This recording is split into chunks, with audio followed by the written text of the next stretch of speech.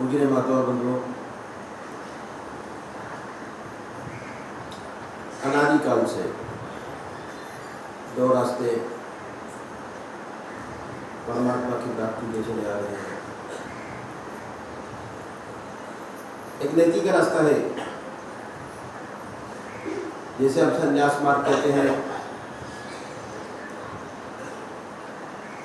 और ये रास्ता बहुत पुराना है। हमारे देश में बहुत ऊंचे ऊंचे संत महात्मा हुए जिन्होंने समय समय पर आकर हमारे देश और धर्म की रक्षा की। नीति का रास्ता बहुत पुराना है, छोटा है, समय कम लगता है। नीति के रास्ते का साधक हर वस्तु का त्याग करता चला जाता है। ऐसा साधक घर बार छोड़ता है,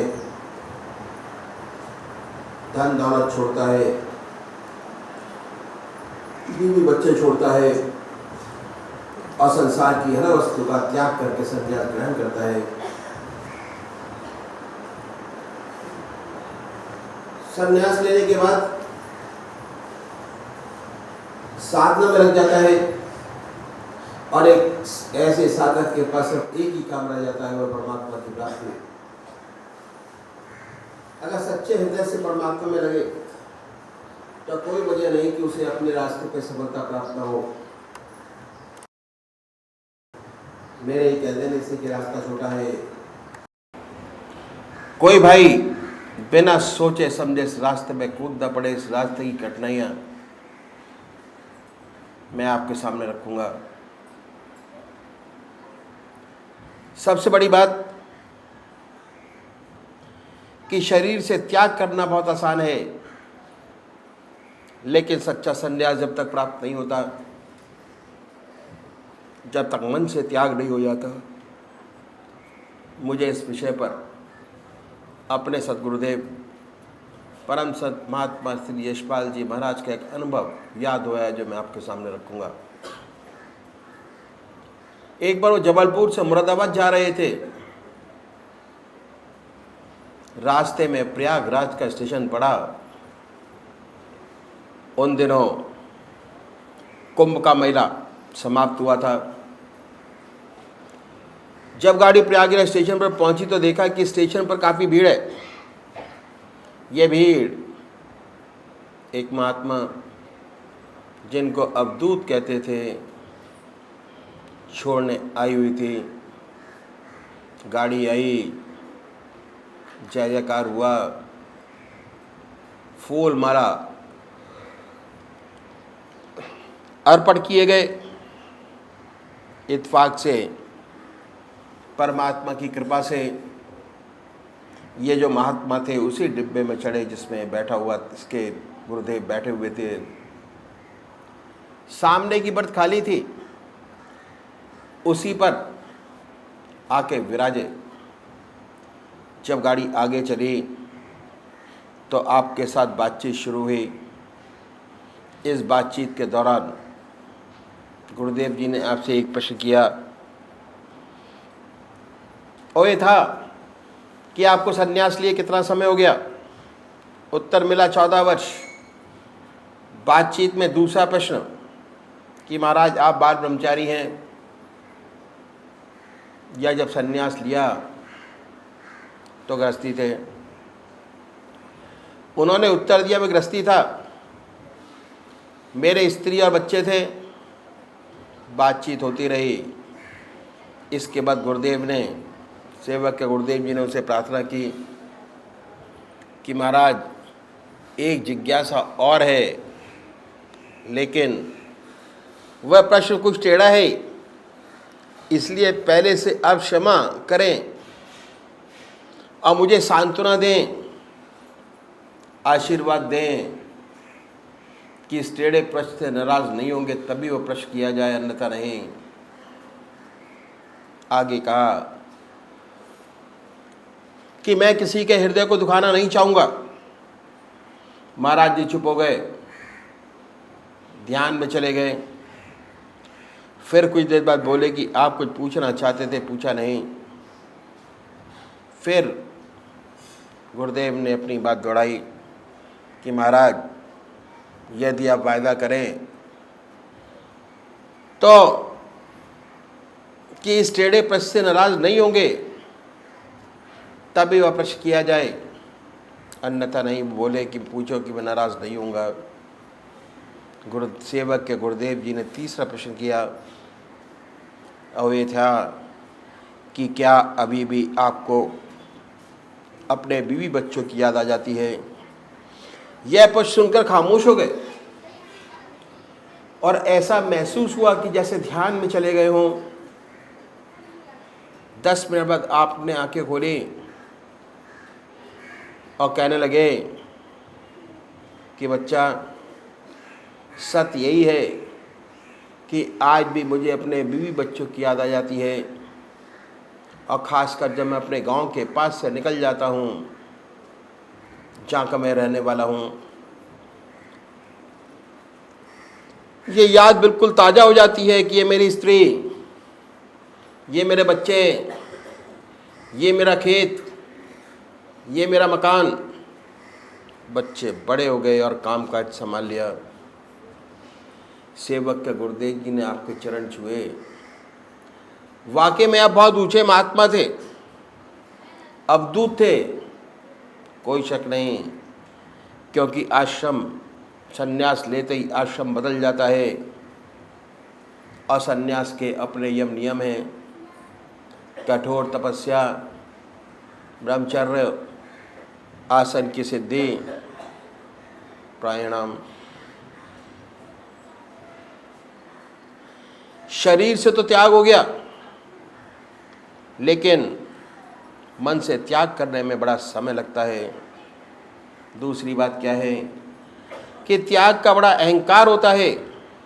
हम गृहस्थी लोग कभी कभी संसार से दुखी हो जाते हैं और अपना दुख सन्यासियों के पास जाकर कहते हैं कि महाराज हम दुखी हैं, मन में शांति नहीं, चैन नहीं, कोई उपाय बतलाइए कि मन को शांति मिले। और ये उपाय भी बतलाते हैं। ऐसी बात नहीं, कहते हैं कि ईश्वर को याद करो, परमात्मा का ध्यान करो, इसी से सच्चा सुख और शांति मिलेगी। और हम गृहस्थी लोग करते भी हैं, लेकिन हो नहीं पाता। जब नहीं हो पाता, मजबूर होके चले जाते हैं। प्रश्न करते हैं कि महाराज बनता नहीं। कोशिश तो करते हैं, लेकिन ध्यान तो होता नहीं।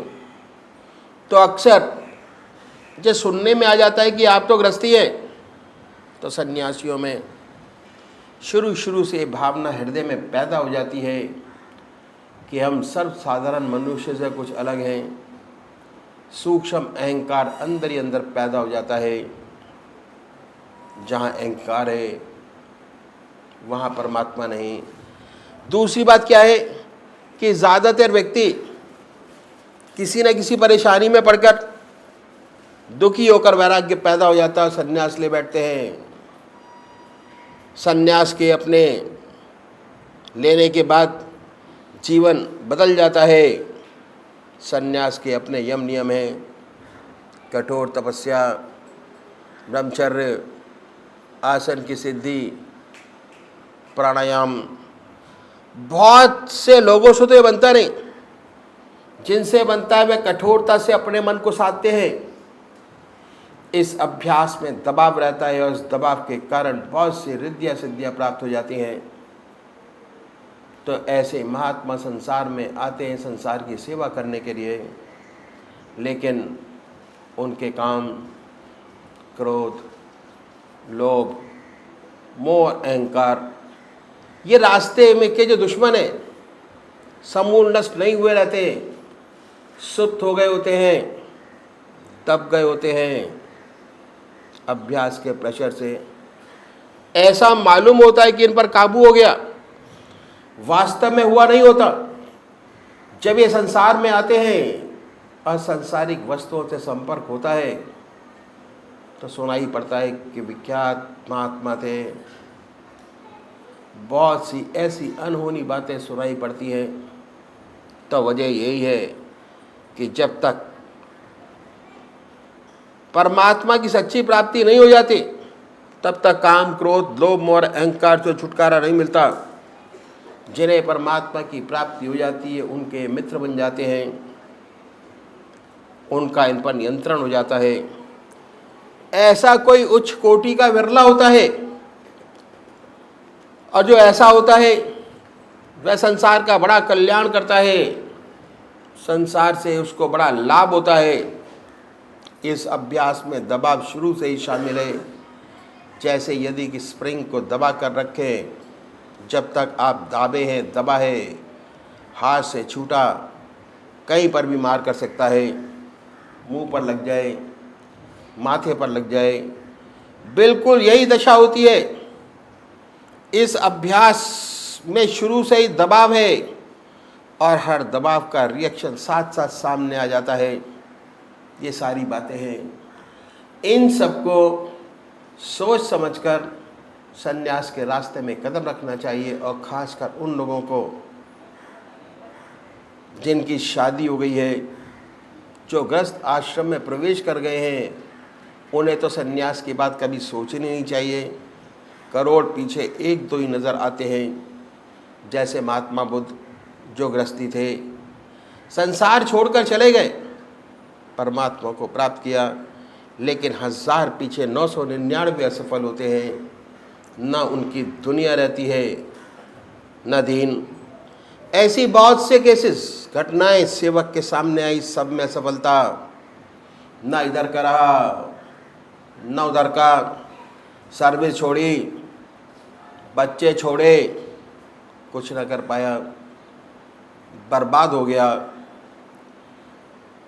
तो जिन्होंने गृहस्थ आश्रम में पदार्पण कर लिया है, उन्हें 1000 बार सोचना चाहिए कि उनके लिए ये रास्ता नहीं है। जो बाल ब्रह्मचारी है और जिसका जन्म से ही संस्कार बहुत ऊंचा है, उनकी बात तो अलग है।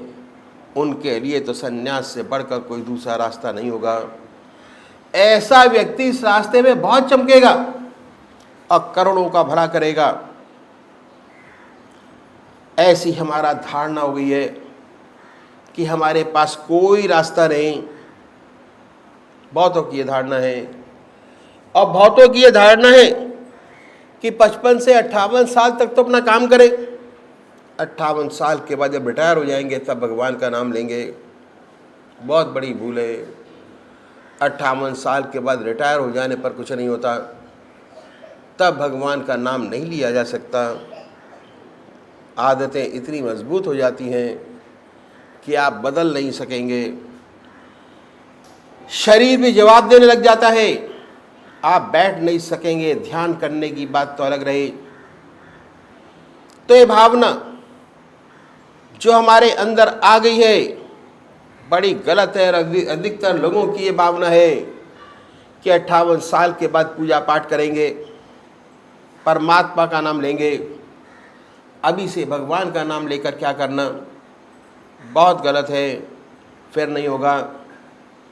जो कुछ बनेगा आज बनेगा, अभी बनेगा। तो गृहस्थियों का रास्ता ही बहुत पुराना है, जिसे हमने बुला दिया। बड़ा ऊंचा रास्ता। आपने राजा जनक का नाम सुना होगा। राजा जनक को विदेह कहते थे। कितना बड़ा महात्मा, कितना बड़ा ब्रह्मज्ञानी हुआ। उसके ज़माने के महर्षि अपने शिष्यों को उनके पास भेजते थे परीक्षा के लिए कि राजा जनक कह दे ब्रह्मज्ञानी है तो है, नहीं तो नहीं। वह राजा था। राज का कितना कार्यभार उनके ऊपर था, कितनी जिम्मेदारियां थी। उन सब जिम्मेदारियों को भली भांति निभाते हुए इतना ऊंचा ब्रह्मज्ञानी, और हमारे आपके पास तो जिम्मेदारियां बहुत कम हैं। जब एक राजा ब्रह्मज्ञानी हो सकता है तो आप हम क्यों नहीं हो सकते? ज़रूर हो सकते हैं। तो ये रास्ता भी बहुत पुराना है जो मैं आपके सामने रखूँगा। इसे कहते हैं इतिमार। इस रास्ते में हम अपने जीवन में एक चीज़ बढ़ाते हैं, घटाते नहीं। अब वो क्या है? एक चीज़ बढ़ाते हैं और वो है परमात्मा का नाम। भगवान का नाम। और परमात्मा का नाम ऐसी बड़ी ज्योति है, अगर सच्चे तरीके से हृदय में जागृत हो जाए, अंधेरे को अपने आप दूर करती चली जाती है। लाइट आई, अंधेरा गया। वाल्मीकि महर्षि उल्टा राम जपते जपते इतने ऊंचे महर्षि हुए कि उन्होंने रामायण पहले लिख दी, घटना बाद में घटी। ऐसा प्रकाश है, ऐसा उजाला है, अगर सच्चे तरीके से हृदय में जागृत हो जाए तो अंधेरे को अपने आप दूर करता चला जाता है। तो छोड़ना कुछ नहीं है, जो आज आपकी ज़िंदगी है उसमें एक चीज़ बढ़ाइए। इस रास्ते पे चलने वाले जो हमारे सद्गुरु हुए, एक के पीछे एक, उन्होंने परमात्मा को पाने के लिए, जीवन मुक्त अवस्था प्राप्त करने के लिए अपनी ज़िंदगी में बड़े कष्ट उठाए। उनकी ज़िंदगी बड़ी कठोर थी। बड़ी कठिनाइयों में रहते हुए इस विद्या को न केवल उन्होंने प्राप्त किया, बल्कि हमारे लिए गुर छोड़ गए। अपनी ज़िंदगी में जीवन मुक्त अवस्था प्राप्त की। जीवन मुक्त अवस्था प्राप्त करना हमारा लक्ष्य है।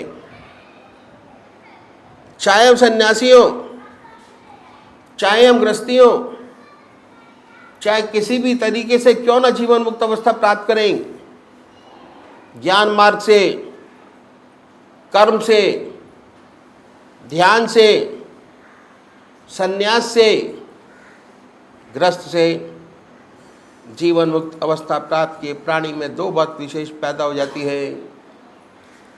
पहला, निरंतर परमात्मा की याद, चलते फिरते भगवान का ध्यान निरंतर बना रहता है। खाते पीते, सोते जागते, संसार का हर व्यवहार करते ईश्वर की याद बनी रहती है। दूसरी बात ये कि उसके कर्म निष्काम कर्म हो जाते हैं, अहम निकल जाता है। ये दो बातें हैं, उसे स्थिर कहिए, जीवन मुक्त कहिए में पैदा हो जाती हैं। अब देखना ये है कि इसी दुनिया में रहते हुए, इसी संसार के सब काम करते हुए कैसे 24 घंटे का ध्यान बने, कैसे उस परमात्मा का ध्यान बने, कैसे में निष्काम कर्म करने की आदत बन जाए। इन संतों ने, इन सद्गुरुओं ने, जिन्होंने अपने जीवन काल में जीवन अवस्था प्राप्त की, हमारे लिए कुछ गुर छोड़ गए।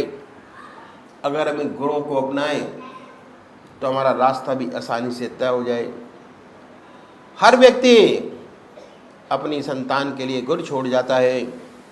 एक व्यापारी है, अपनी संतान के लिए गुर छोड़ जाता है, उसकी संतान को अधिक कष्ट नहीं उठाना पड़ता। एक डॉक्टर है, अगर उसका लड़का डॉक्टर है, वह उसके लिए गुर छोड़ जाता है, उसको अपना क्लिनिक चलाने में दिक्कत नहीं आती।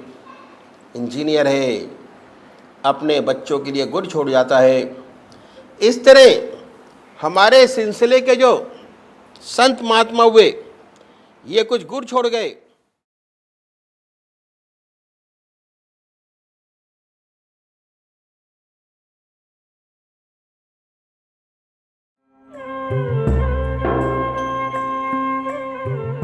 ध्यान योग के कार्यक्रम आनंद योग से निशुल्क जुड़ने के लिए संपर्क करें 9810239677।